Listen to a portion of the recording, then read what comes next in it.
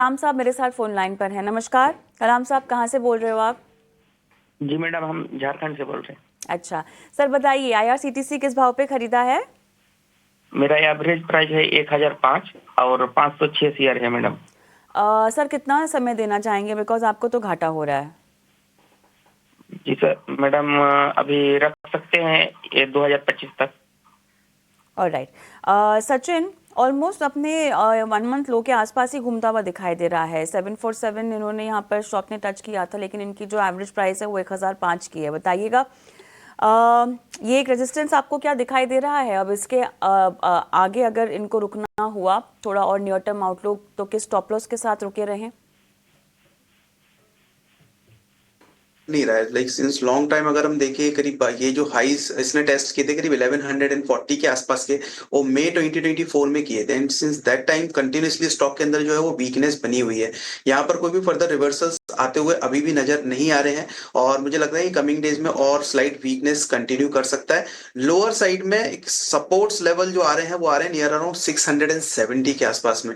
सो current market price से अगर देखें यहाँ पर तो अगेन करीब 70 पॉइंट्स 80 पॉइंट्स का और ड्रॉडाउन एक्सपेक्टेड है। मेरे हिसाब से पोजीशंस को यहाँ से एग्जिट करिए अगर कर सकते हैं तो, और कुछ अच्छे स्टॉक्स के अंदर, बिकॉज अभी के टाइम पर अगर देखें तो मार्केट के अंदर जिस तरीके का फॉल है, देयर आर मल्टीपल स्टॉक्स जो कि एक अच्छे प्राइस पर जून्स पर आ चुके हैं। तो मुझे लगता है आईआरसीटीसी से एग्जिट करके किसी अच्छे स्टॉक्स के अंदर पैसा इन्वेस्ट कर सकते हैं।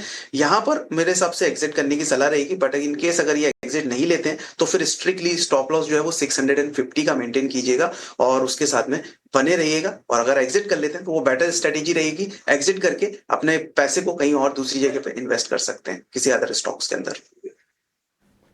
बिल्कुल, तो यहाँ पे एग्जिट करने की सलाह आईआरसीटीसी पे। लेकिन अगर फिर भी हो लेते हमारा जो 1040 का सेगमेंट था, ऑप्शन के चैंपियन ध्वनि पटेल ने एक कॉल दिया था यहाँ पे, और हम देख रहे हैं कि जो इनका जो कॉल था एचसीएल टेक पे 1720 के स्ट्राइक प्राइस पे पुट ऑप्शन लेने का दिया गया था, और जो टारगेट दिया गया था वो जस्ट अभी थोड़ी देर पहले ही अचीव हो गया। तो आधे घंटे के पहले इनका टारगेट अचीव होता हुआ नज़र आ रहा है। तो चलिए इसी के साथ थोड़े और स्टॉक्स पर बात कर लेते हैं। सचिन जी, ज़रा एचसीएल टेक ही देख के बता दीजिए। धोनी जी का कॉल भी अभी जस्ट यहाँ पे कंप्लीट होता हुआ नजर आया, टारगेट अचीव होता हुआ दिख रहा है।